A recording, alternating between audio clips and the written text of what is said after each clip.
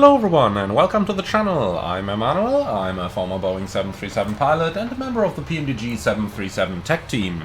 Welcome to our tutorial on the final CDU preflight procedure, as well as pretty much anything from the end of the boarding to the final steps before pushback. So I suppose we are just going to get right into this one. So this procedure starts once boarding is completed. Now, before the ramp agent is leaving the airplane, we are going to start the APU down there by turning the APU switch to the start position and then letting it automatically release back into the on position. APU start takes about a minute. The low oil pressure light comes on during the startup, which is normal, and the end of the APU start is indicated by the APU generator off bus light illuminating in blue. While we're waiting for all of that to happen, let's move right down into our FMC again and update our airplane with the latest performance data. For those of you who are using GSX, we need to be especially careful at this point, because GSX does like to fuck your airplane's payload and fuel up when you just call for boarding there. So let's first of all go into the tablet and to the weight and balance page. Over here I would recommend just to click the load plane from SimBrief button again, and then also reinserting your fuel, which is unfortunately at this moment, while I'm recording this tutorial, still required like that. So now that our airplane has been loaded and we have ensured that it stays loaded, let's go down into the FMC. We would already have completed our takeoff briefing, during which we executed our route. So now let's move on to the performance init page. We can see our zero fuel weight is 59.5, always round that one up, so 59.5.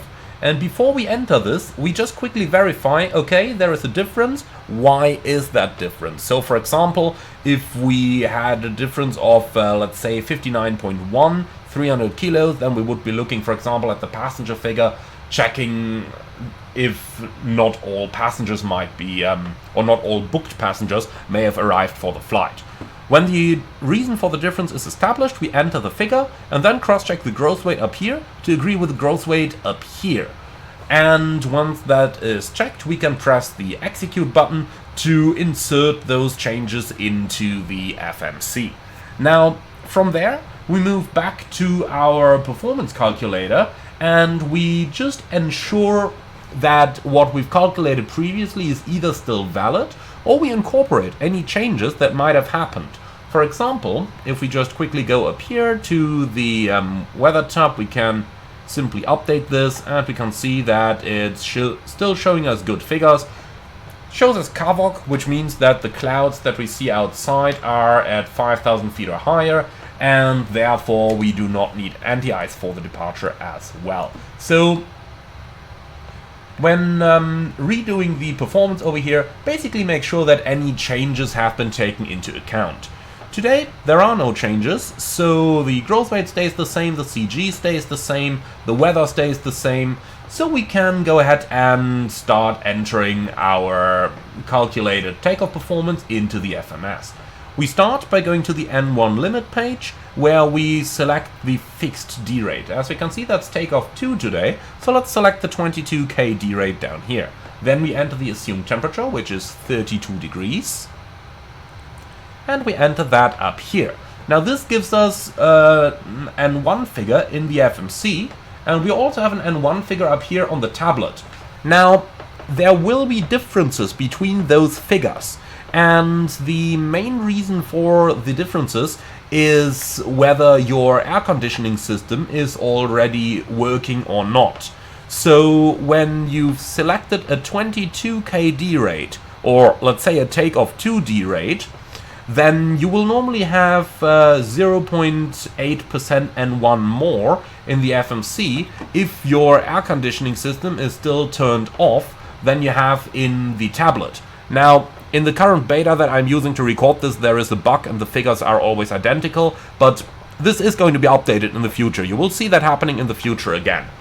When an assumed temperature is entered, you're going to see 0.7% of a difference, and when you have the air conditioning system turned on, then those figures will be exactly the same as in the EFB. Now, with the N1 limit page filled and the takeoff thrust checked, we are going to continue on to the takeoff page. As you can see, flaps 5 takeoff has been calculated by the system, so we enter flaps 5, then we enter the CG, which is 24, or you can simply click on the empty field, then it is automatically going to insert the CG into the scratch pad so that you can simply paste it into here. Finally, we check our takeoff speed, so we got 144, 145, 149, and as long as the FMC calculated speeds are within 1 knot of the EFB calculated speed, you can simply accept the FMC speeds by clicking the LSKs next to this. If there is a difference of more than 1 knot, establish the reason for the difference. For example, the runway may be wet in the FMC but contaminated in the performance calculator, and the figures from the performance calculator will always take precedence over the figures from the FMC. Now that we've set a trim of 5.5 units, let's go ahead and trim our airplane down here as well until we see 5.5 units on the indicator. And finally, since we have also entered our V2, let's go ahead and insert that up here on our MCP. So 149 inserted up there as well.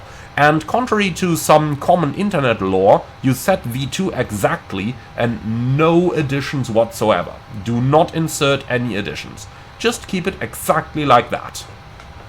And that finishes our final CDU pre-flight procedure. So let's go ahead and put the tablet away, and then we can start to close our airplane's doors. So we see the APU generator light is now illuminated blue, so let's turn the APU generator on both sides. And only once that is done, we are going to remove any of the ground connections down here. If you do not turn the APU generator on before returning or before releasing external power, your airplane is going to go dark. So we have verified the APU generator is on, and then we can remove the external power. We verify that the parking brake has been set, and then we can also remove the chocks. So once that's done, let's go to the back and close up the doors and retract the air stairs. We're going to start with the air stairs, so you got the retract button over here.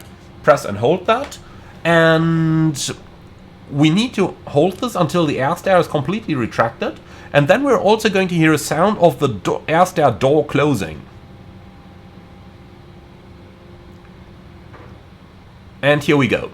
Only once that is done, release the button, otherwise you keep the air stair door extended. There is no way that you can see this from inside the aircraft. Next up, we're going to close the door, which we can do by pressing the gust lock switch over here. And here we go, that's our door closed. Now we'll leave arming the doors to the flight attendant, so let's return to the flight deck, close our flight deck door as well, and then we can take a seat again. So at this point we can go down into the electronic flight bag again, and we got the door management page. Over here we are going to click close all in order to close all the remaining airplane doors, and once all of them are actually closed, waiting for 2 left over here, we can click the arm all button for our flight attendants to actually arm the slides. Finally, go to the ground services menu and make sure that all vehicles are released down here, and then our door indicator panel should look something like this. Once all of that is done, we are going to turn the no smoking sign switch to on, which serves as a reminder that the cabin is actually ready for pushback. So at this point we would also have received our IFR clearance, and when the IFR clearance is received, we are going to check a couple of things. First thing, route page, verify your takeoff runway. Next page, verify the SID. Then on the legs page we do usually enter the initial climb altitude that's cleared by ATC as a restriction, so 5,000 in this case, and then also set 5,000 up here on the MCP. Moving down to the transponder, we are going to set our squawk, where I'm just going to put something random today, and that concludes our IFR clearance. So, when everything is done, we select the takeoff page on the pilot flying CDU and the legs page on the pilot monitoring CDU, and with that we have finished our preliminary correction. We have finished our final CDU pre-flight procedure. We have set our entire airplane up for our pushback, and with that we would go into the before start procedures. However, that is going to be for its own dedicated video. So for now, thank you very much for watching. I hope that you learned something on this one. As always, be sure to leave a like, comment and subscribe, and if you really love what I'm doing on this channel, I would appreciate a small donation through the Buy Me Coffee link in the video description below. Thank you very much for watching, and I'm looking forward to see you all again on the next one.